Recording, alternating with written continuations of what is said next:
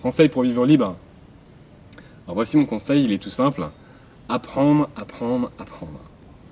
La liberté, ça signifie pas être capable de tout faire comme Superman, ou bien passer sa vie à boire des cocktails sur une plage de sable blanc, même si évidemment ça peut être sympa pendant 2 semaines.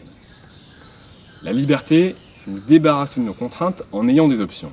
C'est avoir des options qui nous permet de faire ce que l'on veut vraiment faire plutôt que de subir. Et à mon avis, le meilleur moyen d'avoir des options, c'est donc justement ça, apprendre.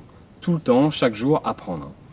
Non seulement ça nous permet d'enrichir notre vie, ça nous permet de nous coucher moins bêtes, comme on dit, mais en plus ça nous permet de construire un capital de compétences qui nous servira toute notre vie dans bien des situations.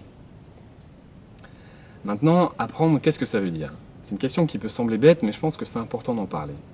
Apprendre, ça ne signifie pas accumuler de l'information, même sur des sujets sérieux comme les sciences ou la culture. Un ordinateur est capable d'accumuler énormément d'informations, pour autant les ordinateurs ne sont ni intelligents ni libres. Alors apprendre, pour moi, ça veut dire apprendre à faire des choses. Ça signifie développer chaque jour un peu plus nos capacités. Développer chaque jour un peu plus nos capacités. Ça nous permet de nous rendre plus productifs et ça nous rend aussi davantage capables d'aider les autres et évidemment en même temps de nous aider nous-mêmes. Je vais maintenant vous donner une liste des éléments, des choses qui me semblent les plus importantes à savoir faire à notre époque. Prenez de quoi noter. Premièrement, gérer sa concentration. On peut voir cela comme l'action d'éliminer les distractions et de développer son autodiscipline pour obtenir du résultat. Deuxièmement, gérer ses émotions ou l'intelligence émotionnelle. Ça nous aide à mieux reconnaître et gérer nos propres émotions et celles des autres. Ça nous fait gagner en contrôle. Troisièmement, communiquer et prendre la parole en public. Parce que dans la vie, on a besoin de savoir se présenter et de convaincre. Quatrièmement, parler anglais. La grande majorité du temps, les ressources les plus importantes ou les plus innovantes sont disponibles exclusivement en anglais. Ne pas parler anglais, c'est se priver d'énormément d'opportunités. Cela nous oblige à attendre pour la version française et nous prive de solutions à nos problèmes qui existent déjà.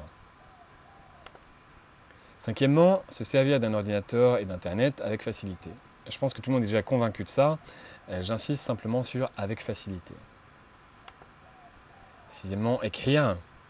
Écrire, c'est penser sur le papier. Cela nous permet de mieux analyser les choses pour prendre les bonnes décisions. Ça nous permet tout simplement de mieux penser. Septièmement, apprendre à programmer un ordinateur. Tout le monde se sert d'ordinateur chaque jour et seulement une fraction des gens sait programmer. Ça peut paraître anodin, mais apprendre à programmer, c'est apprendre à résoudre un problème vaste pour le décomposer en sous-problèmes plus simples. Ça nous enseigne l'humilité, parce que ce n'est pas toujours évident, à mieux penser et surtout la précision.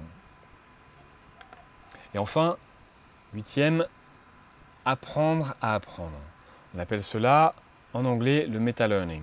C'est par exemple comprendre comment fonctionne notre mémoire et notre cerveau pour mieux apprendre. Ce sont tous des sujets passionnants qui ajoutent une corde à notre arc. Plus on sait faire de choses comme cela, plus on ose faire ce que l'on désire vraiment dans la vie. Voilà, c'est tout pour l'instant. Je vous dis à bientôt pour ma conférence sur le thème « La liberté de voyager et d'apprendre de nouvelles langues ».